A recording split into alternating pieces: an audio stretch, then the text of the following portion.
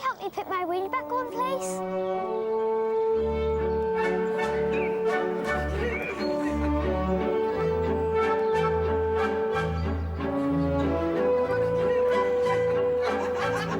Would you be able to take a look at my chain on the bike? I think it's broken.